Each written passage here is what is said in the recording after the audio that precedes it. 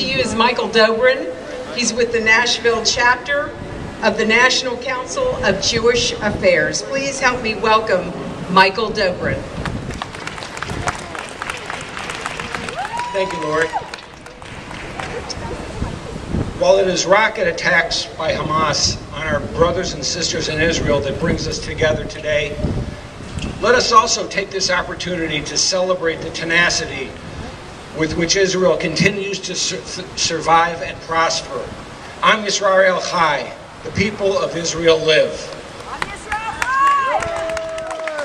I am here representing the Nashville chapter of the National Conference on Jewish Affairs. We sincerely and humbly appreciate the support Israel receives from our Christian neighbors. Our group is committed to fighting the demonization of Israel and Jewry, even if it comes from within our own community. This includes rebuking the false narrative that the Arabs were arbitrarily kicked out of Palestine to establish a Jewish state following the Holocaust. Israel is the ancestral home of the Jewish people who have lived there continuously for over 3,000 years.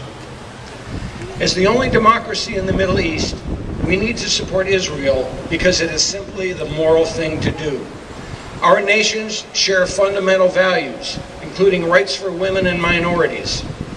With the failure of the Arab Spring to produce the democracy movement that many had hoped for in the Middle East, the U.S.-Israel alliance is critical now more than ever. Not only is supporting Israel the right thing to do, it is in our own best interest as Americans to support Israel as well. In addition to the aforementioned shared values, we also have shared enemies. The forces aiming to destroy the Jewish state refer to us as the great Satan and Israel as the little Satan.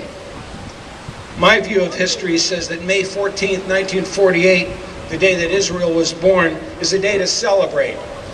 And September 11th, 2001 was a horrible tragedy, not the other way around. Thank you. So what about the Palestinians? The Palestinian Arabs are indeed victims. They are victims of a failed leadership that uses them as political pawns and human shields. Over the course of Israel defending herself against suicide bombers and rocket attacks, Palestinian lives have been lost. Israel grieves for these victims. In contrast, the murderers of Israeli victims are celebrated by the Palestinian leadership. Neither the Israeli government nor its citizens are to blame for the absence of peace. Had the Arab Palestinians not rejected the two-state solution offered in 1948 when the Jews were granted a state on their biblical homeland, or in 2000 when Yasser Arafat rejected a deal that President Clinton called a colossal error, or more recently when Israel unilaterally withdrew from Gaza in 2005, we might very well be celebrating today instead of gathering to stand in solidarity with Israel against her aggressors. Hamas is firmly committed to the destruction of Israel. It says so in their charter. Israel was attacked in 1948, 1967, and in 1973 when Israel's enemies perceived they could accomplish their goal. Back in 1957, Israeli Prime Minister Golda Meir said, "Peace will come when the Arabs love their children more than they hate us." Not much has changed. I believe peace will come when Israel is perceived by her enemies as being too strong to be defeated.